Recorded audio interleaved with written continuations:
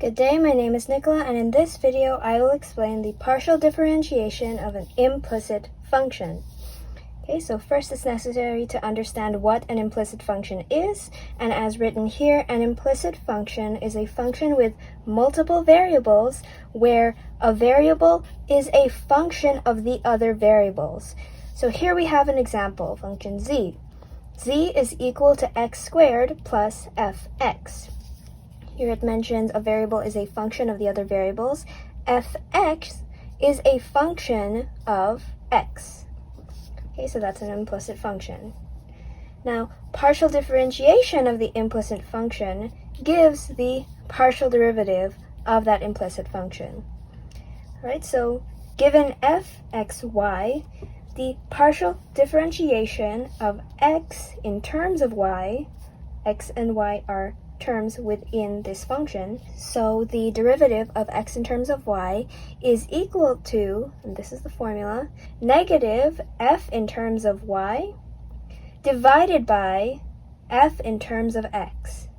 This can also be written as negative fy over f and x, and f derived in terms of y is the same as fy, as seen to the side over here, and f derived in terms of x is the same as fy, as shown over here. So let's get to an example. ln open bracket x cubed plus y squared close bracket is equal to 2 tan inverse open bracket y over x close bracket. And from this function, we want to derive x in terms of y, and we want to derive y in terms of x. And later in the result, you will see that these two derivatives are the inverse of each other. So here on the second page, I've rewritten the function we have to derive and the terms in which we want to derive it in. So in order to get the derivative of x in terms of y for this function, or to get the derivative of y in terms of x, we first need to find f, the function, in terms of x.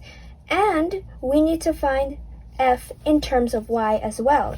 Because again, look at this formula.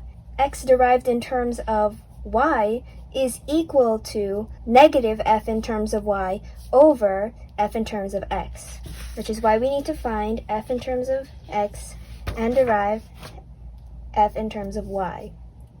Okay? So what was done here is the function was rearranged to equal 0. So the value on the right-hand side, 2 tan inverse y over x, was moved over to the right-hand side, which then made the function equal to ln open bracket x cubed plus y squared close bracket minus 2 tan inverse y over x is equal to 0. All right? So first we are going to derive f in terms of x, which I've written here as fx. Okay, so we're deriving ln x cubed plus y squared in terms of x. This leads us to one of the differentiation rules of deriving ln. Here we have the derivative of ln x to the power of p is equal to 1 over x to the power of p times the derivative of x to the power of p. So that is what we get from deriving ln x to the power of p. So applying that here, we have ln x cubed plus y squared. So x cubed plus y squared equates to our x to the power of p over here. And note here how it's put in this denominator. So x cubed plus y squared comes the denominator over here. So it's 1 over x cubed plus y squared. But notice how we also have to multiply this by the derivative of xp. So we must multiply 1 over x cubed plus y squared by the derivative of x cubed plus y squared. Okay, so that is ln x cubed plus y squared derived. Differentiating this gives us these two terms. This one we will continue with differentiating later. Moving on to tan inverse y over x. Following this differentiation rule, the derivative of tan inverse x to the power of p is equal to 1 over 1 plus x to the power of p squared times the derivative of x to the power of p. So applying that to our value for tan inverse here of y over x, we then get 1 over 1 plus y over x squared, we're squaring the fraction, times the derivative of y over x. Alright, so deriving tan inverse y over x gave these two terms here. Okay, so we're going to continue by deriving x cubed plus y squared and by deriving y over x, both in terms of x. So deriving x cubed plus y squared follows the power rule for derivatives explained in a previous video. So y is treated as a constant, so we remove y. But we can derive x to the power of 3 using the power rule for derivatives, which is that the derivative of x to the power of 3 is equal to 3 times x to the power of 3 minus 1.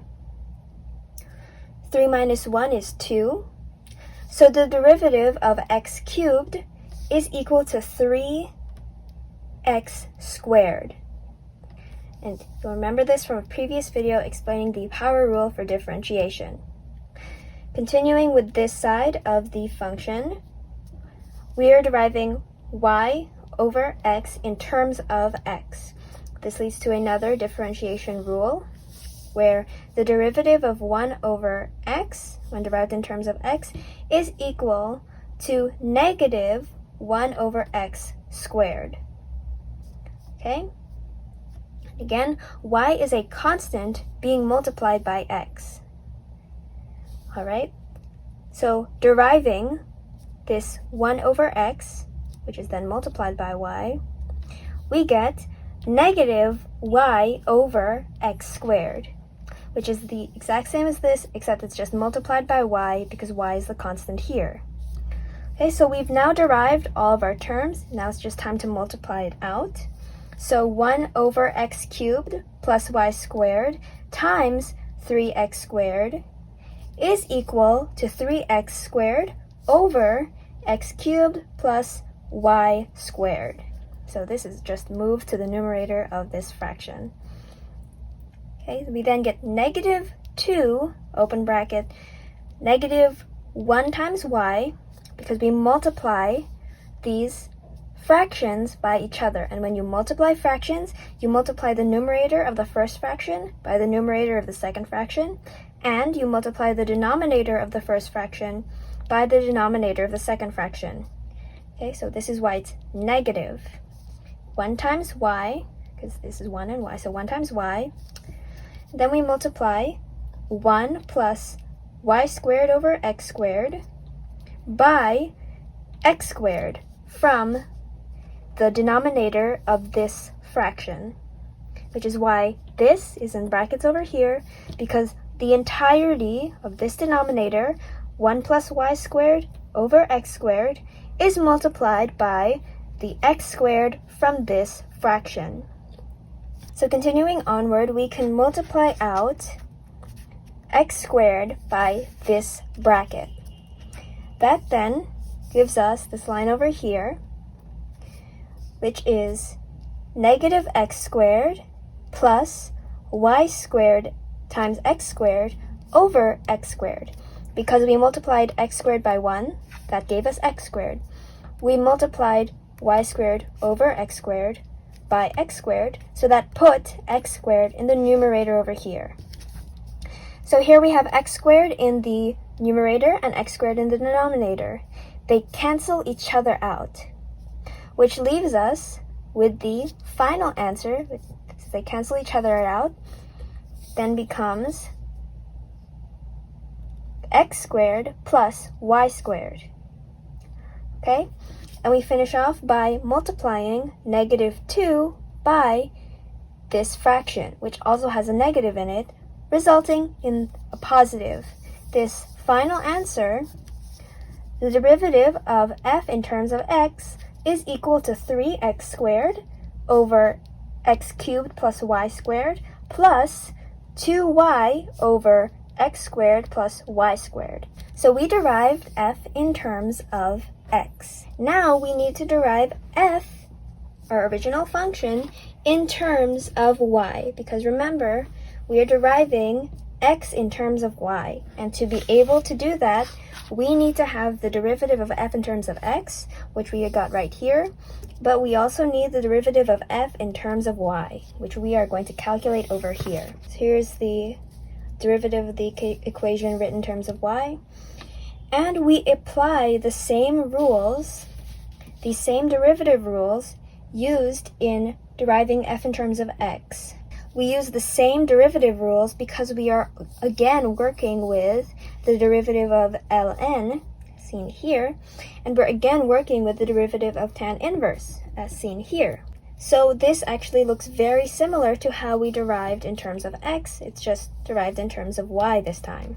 We then get 1 over x cubed plus y squared times the derivative of x cubed plus y squared terms of y minus 2 open bracket 1 over 1 plus y over x squared times the derivative of y over x. Alright, so deriving x cubed plus y squared in terms of y, remember it's in terms of y, so we treat x as a constant.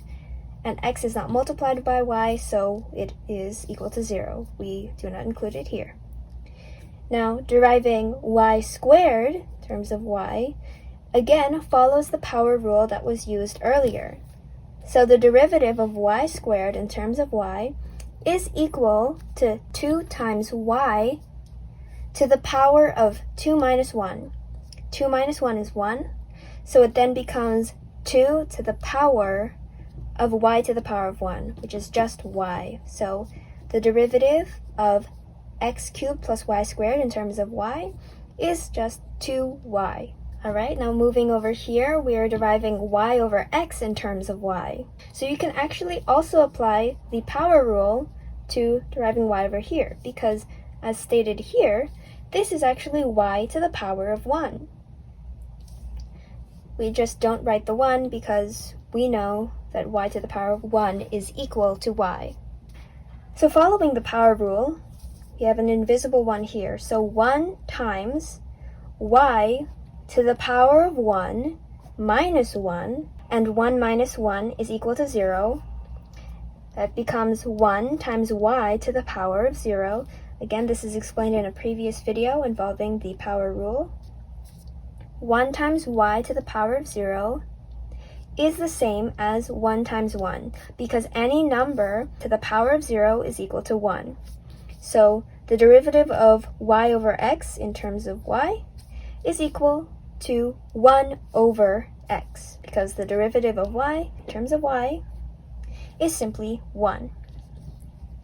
That leads us to our next line, 1 over x cubed plus y squared times 2y, which we got from deriving this, minus 2 open bracket 1 over 1 plus y squared over x squared times 1 over x, close bracket.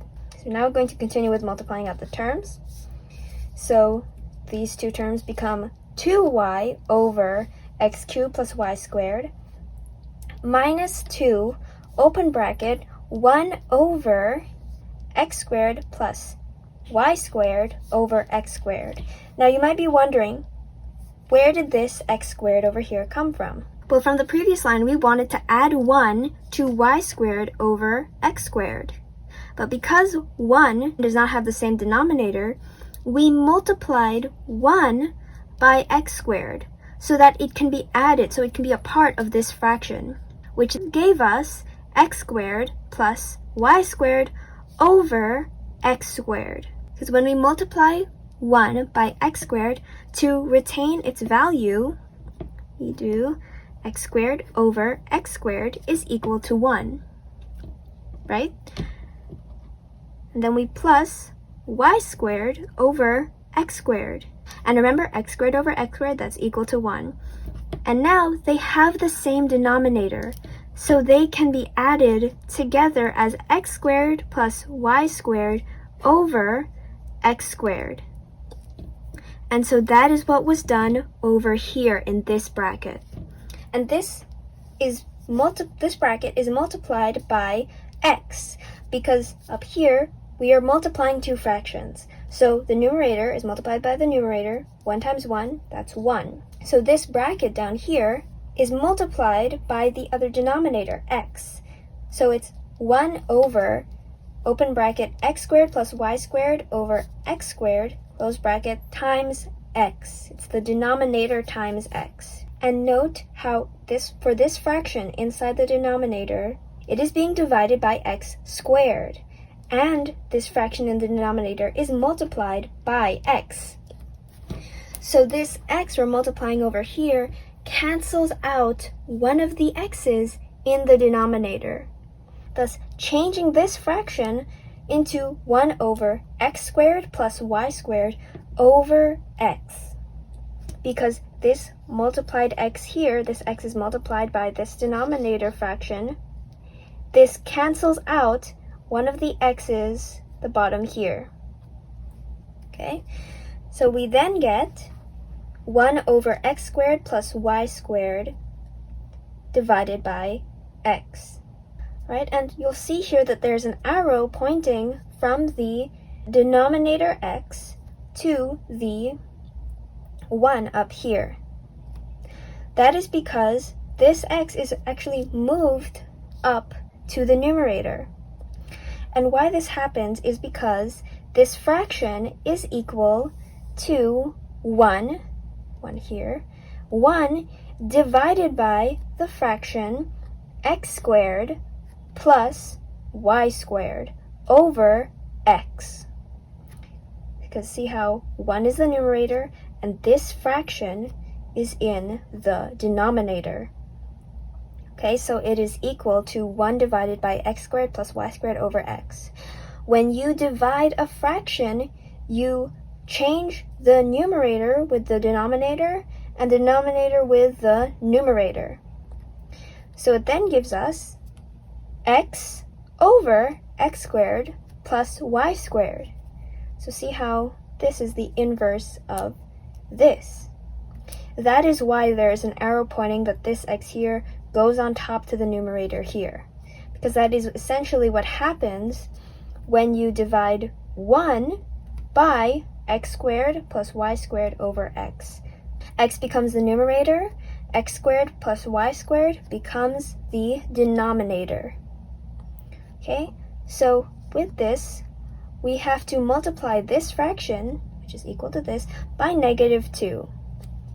And we see the result in our final answer of f derived in terms of y with 2y over x cubed plus y squared minus 2x over x squared plus y squared.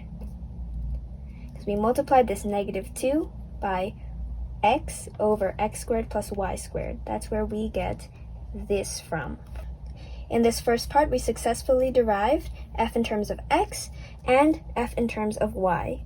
In the next part of this explanation, which I will upload shortly after, I will explain how to use these derivatives to derive x in terms of y as well as y in terms of x.